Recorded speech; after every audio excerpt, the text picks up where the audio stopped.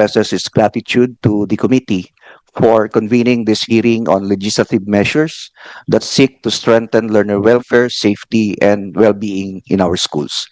Recent incidents of violence in and around schools have underscored the urgent need to further strengthen learner protection and school safety measures. These incidents have not only resulted in the tragic loss of lives and physical injuries, but have also created fear, anxiety, and psychological distress among learners, teachers, school personnel, and even parents. Beyond the immediate harm, such events disrupt learning, undermine the sense of security within school communities, and adversely affect the mental health and well-being of those involved. The tragic incident in Tacloban City served as a critical turning point that prompted the Department of Education to strengthen coordinated and decisive action to reinforce school safety nationwide. Recognizing that schools must remain safe spaces for learning, the department immediately mobilized its central, regional division, and school offices to strengthen security measures, review existing protocols, provide psychosocial support to affected learners and personnel, and accelerate policy reforms on learner protection. Early this year, the department has undertaken significant reforms to reinforce school safety and learner protection. Through Department Order Number 6, Series of 2026, we have adopted comprehensive measures to strengthen campus security, improve crisis preparedness, reinforce child protection mechanisms, regulate the responsible use of mobile devices, and promote a safe and motivating learning environment. These reforms are complemented by our ongoing implementation of the implementing rules and regulations of the Anti-Bullying Act, expanded our mental health initiatives pursuant to Republic Act number 12080, strengthen digital citizenship education, and enhance safeguarding measures for school sports and other learner activities.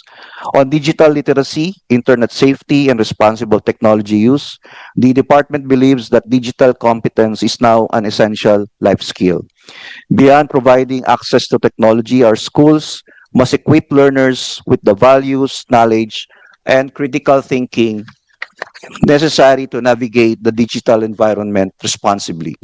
We therefore support legislative measures that institutionalize digital citizenship education, strengthen online child protection, promote responsible use of artificial intelligence, and provide safeguards against cyberbullying and other online harms while ensuring that technology remains a tool that enhances rather than replaces human learning and judgment. The department likewise welcomes the initiative that strengthen learner guidance and mental health services. We fully recognize the indispensable role of school counselors and support personnel in promoting learners' social, emotional, and psychological well-being. As we operationalize the Basic Education Mental Health and Well-being Promotion Act, we believe that any expansion of school-based mental health professionals should be guided by clear delineation of roles, professional standards, and sustainable organizational arrangement to maximize the effectiveness of learner support services. On the proposed student athlete welfare and protection measures, the department shares the committee's commitment to ensuring that every learner participating in sports enjoy a safe, healthy, and respectful environment.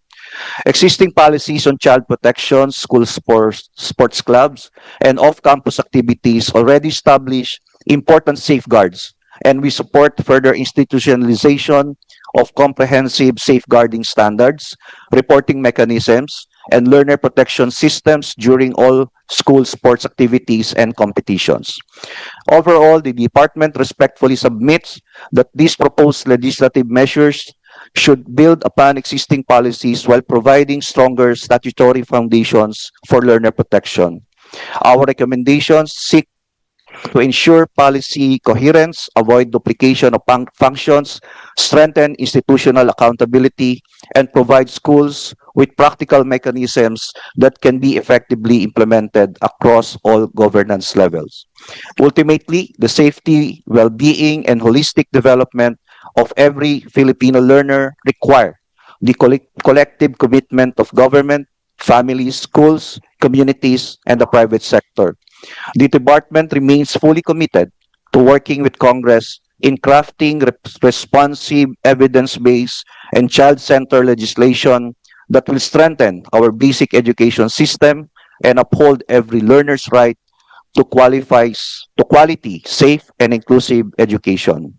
On behalf of the Department of Education, our Secretary, Sani Angara, we'd like to thank the Honorable Committee for this opportunity and respectfully submit our position and contribution to the committee's consideration. Maraming salamat po, Mr. Chair.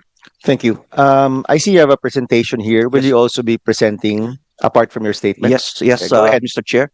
So to flesh out, Mr. Chair, our statement of support and to share with the group, with the committee, the ongoing efforts of the Department of Education insofar as the proposed legislative measures are concerned.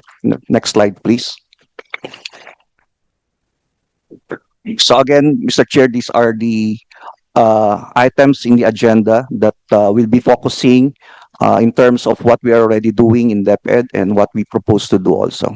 Next slide po. So with regards to the Anti-Bullying Act, Mr. Chair, again, to further strengthen our institutional response to the violence or the school-related violence that happened not only in Tacloban, Mr. Chair, but even before, even last year, we already had some incidents of school-related violence in and around the schools. So we have issued DO 6/2026, or what we call as the Ensuring a Safe and Motivating Learning Environment.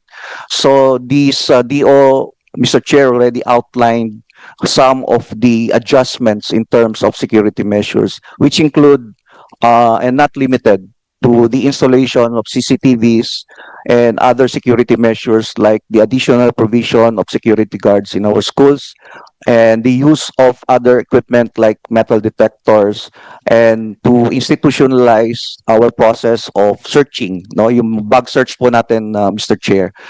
However, we do recognize that mayroon pa hong limitation insofar as DepEd or the schools are concerned.